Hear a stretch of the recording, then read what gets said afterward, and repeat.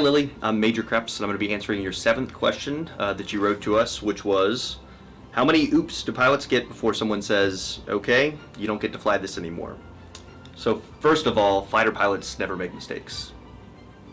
Well, that's not really true. We make mistakes all the time, especially when we're first learning how to fly. So to give you a little background, first of all, I'd like to talk about kind of what happens when we first start learning how to fly.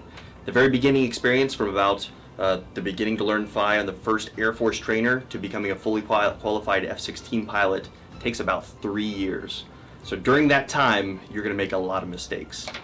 For the very first portion, you just start off doing academics. It's ground training where all you do is sit in a classroom and learn everything you can about your aircraft you're learning how to fly, which is kind of like your magic carpet book that you talk about in your question.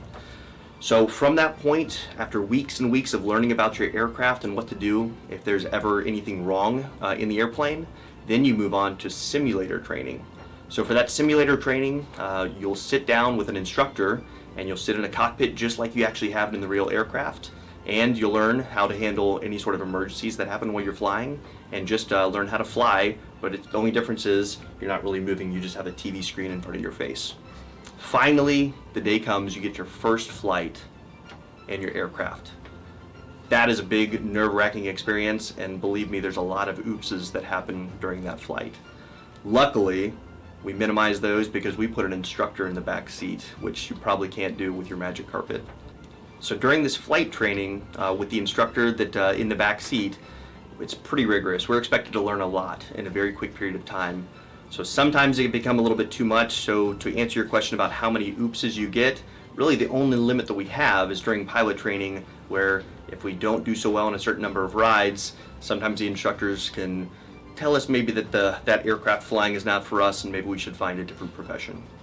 So finally, let's talk about getting to become a fully qualified F-16 pilot. You can see back here, so this is my tracker of people's check rides. Even once you get to become a fully qualified F-16 pilot, the training and the learning doesn't end. So this is where we track and actually conduct check rides for people. So every year and a half, we evaluate to make sure that everyone is learning and doing what they're supposed to do in the airplane. So when we're flying our F-16s, prior to actually flying that mission, we can spend hours or even days planning for that one mission to try to minimize the amount of oopses that we have during that flight. So during the flight, it can only last maybe sometimes as little as an hour long.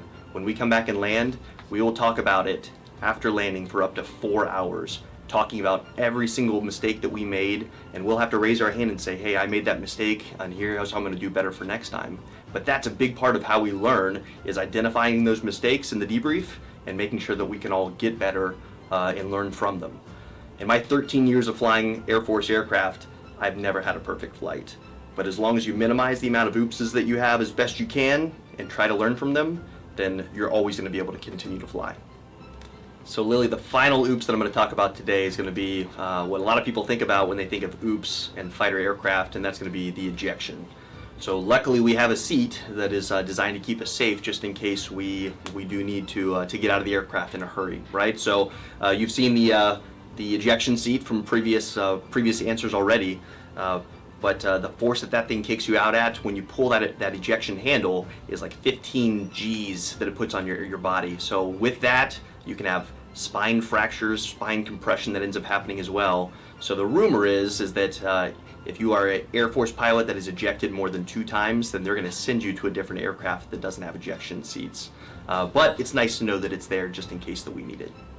Well, Lily, I hope that answers your question. Stay tuned for the next episode in 2 weeks.